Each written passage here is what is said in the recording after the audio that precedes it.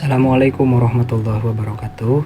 Halo semuanya, perkenalkan saya Maulana Muhammad Ibrahim. Pada kesempatan kali ini, saya akan mempresentasikan materi dengan judul konseling adaptasi sosial jamaah pasca ibadah haji dan umroh. Nah, materi ini penting banget buat kita bahas karena setelah menjalankan ibadah haji atau umroh, banyak jemaah yang mengalami perubahan besar dalam hidupnya, terutama dalam hal sosial dan emosional. Haji dan umroh merupakan pengalaman spiritual yang luar biasa. Tapi setelah pulang ke tanah air, gak semua jemaah bisa langsung menyesuaikan diri dengan lingkungan sosialnya. Ada yang ngerasa suasana di rumah tidak sereligius di tanah suci, ada juga yang merasa lingkungannya kurang mendukung perubahan dirinya. Bahkan ada yang malah jadi tertutup. Nah, disinilah peran konseling adaptasi sosial dibutuhkan, supaya jamaah bisa menjaga keseimbangan antara semangat ibadah dan kehidupan sosial. Konseling adaptasi sosial bisa kita pahami sebagai proses bimbingan yang membantu jamaah beradaptasi dengan kehidupan sosial setelah ibadah haji atau umroh. Jadi bukan cuma soal menjaga ibadah, tapi juga soal bagaimana mereka bisa kembali aktif dan berinteraksi positif di masyarakat. Tujuan akhirnya, jemaah bisa tetap rendah hati, berempati, dan membawa nilai-nilai haji ke dalam kehidupan sehari-hari. Lanjut, nah tujuan utama dari konseling adaptasi sosial adalah untuk membantu jamaah menyesuaikan diri dengan lingkungan sosial tanpa kehilangan semangat spiritualnya. Konseling juga mengajarkan cara berhubungan dengan masyarakat dengan sikap yang terbuka, penuh empati, dan tetap menjaga ukhuwah Islamiyah. Selain itu, bimbingan ini juga berfungsi untuk mencegah munculnya sikap sombong, minder, atau merasa lebih suci setelah pulang ibadah. Setiap jamaah punya tantangannya masing-masing. Ada yang mengalami perubahan perilaku dan pola pikir, tapi sulit diterima lingkungannya. Ada juga yang merasa terbebani karena tuntutan masyarakat yang berharap dia jadi panutan sempurna.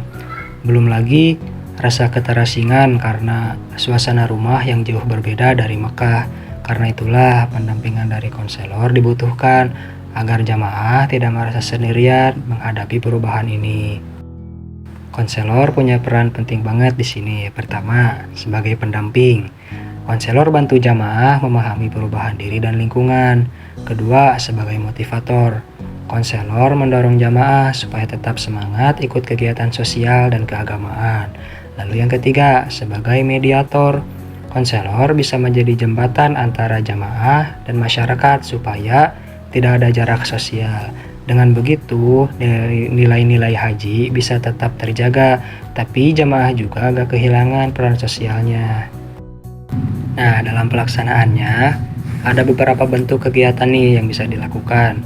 Misalnya kelompok refleksi sosial, yaitu tempat jamaah bisa berbagi pengalaman setelah haji.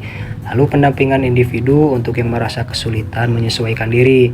Dan pembinaan sosial lewat kegiatan seperti bakti sosial atau majelis taklim. Selain itu, konseling juga harus dilakukan secara berkelanjutan, tidak hanya sekali, agar adaptasi jamaah benar-benar berjalan dengan baik. Lewat proses konseling ini, jamaah bisa kembali berinteraksi dengan masyarakat secara harmonis. Mereka jadi pribadi yang rendah hati, sabar, dan peduli terhadap sesama. Nilai-nilai haji juga tidak berhenti di tanah suci, tapi hidup dalam tindakan sehari-hari. Dan yang paling penting, jamaah bisa jadi inspirasi bagi orang lain lewat akhlaknya, bukan sekadar status hajinya.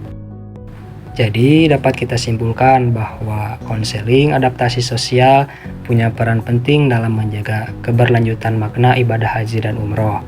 Konseling membantu jamaah supaya tetap istiqomah dalam ibadah sekaligus aktif dan bermanfaat di masyarakat. Karena haji mabrur sejati bukan hanya soal ritual, tapi soal bagaimana kita membawa nilai-nilai ibadah itu dalam kehidupan sosial kita. Terima kasih. Wassalamualaikum warahmatullahi wabarakatuh.